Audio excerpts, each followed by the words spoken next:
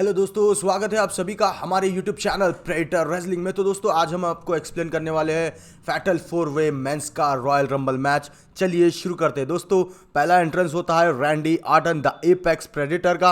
उसके बाद LA Knight आते हैं रिंग के अंदर, और उसके बाद आते हैं एजे स्टाइल, और आखिर में आते हैं the tribal chief Roman Reigns. दोस्तों यहाँ पर फैटल 4 वे मैच होता है शुरू, और यहाँ पर दोस्तों 3 सुपरस्टार अकेले रोमन रेंस पर अटैक करने की कोशिश करते हैं। उसके बाद यहाँ पर रैंडी ऑर्टन टारगेट करते हैं रोमन रेंस को, और एजे स्टाइल टारगेट करते हैं एले नाइट को। और यहाँ पर रैंडी ऑर्टन और एले नाइट के बीच टेबल तोड़ने का कंपटीशन होता है। रैंडी ऑर्टन मारते हैं साइड सुप्लेक्स रोमन रेंस को, और वहाँ पर एले नाइट मारते हैं एजे स्टाइल को। उसके बाद दोस्तों रैंडी ऑर्टन रिंग के अंदर लेके आकर रोमन रेंस को टारगेट करते हैं, रोमन रेंस को बाहर ढकेलते हैं। और यहाँ पर दोस्तों एक मेमोरेबल मोमेंट था। यहाँ पर रोमन रेंस ने एजे स्टाइल को भयानक तरीके से उछाल दिया, जिसकी वजह से ये था most repairable movement in royal rumble. उसके बाद दोस्तों यहाँ पर रोमन रेंस टारगेट करते हैं एले नाइट को, और एक हाई फ्लाई क्लोज लाइन लगाते हैं, और इन दी एंड लोगों को बताते हैं कि वो ट्राइबल चीफ है और वो हकदार है अनडिस्प्यूटेड चैंपियनशिप टाइटल के।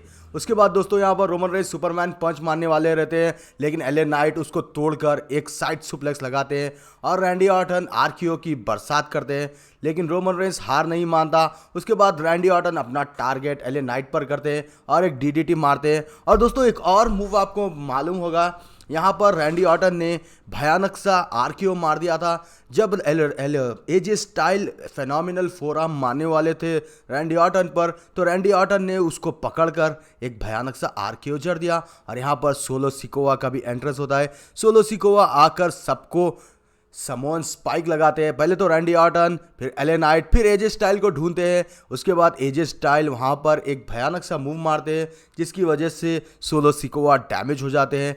उसके बाद दोस्तों एजे स्टाइल रिंग के बाहर से चेयर लेके आकर रोमन रेंस पर अटैक करने की कोशिश करते हैं, फिर अटैक भी कर देते हैं। फिर रोमन रेंस के बाद एले नाइट, उसके बाद रैंडी ऑर्टन पर जब अटैक करने वाले रहते हैं तो रैंडी ऑर्टन उन्हें रिवर्सल लेते हैं। फिर जैसे ना कैसे कर एजे स्टाइल एक फेनोमिनल फोरआर्म जड़ देते हैं रोमन रेंस पर। दोस्तों इस बार यहाँ पर पॉल हेमन भी इमोशनल हो चुके थे, क्योंकि दोस्तों रोमन रेंस हारते हारते बच चुके थे, क्योंकि रोमन रेंस के हाथ से अनडिस्प्यूटेड चैंपियनशिप टाइटल जाने वाला था।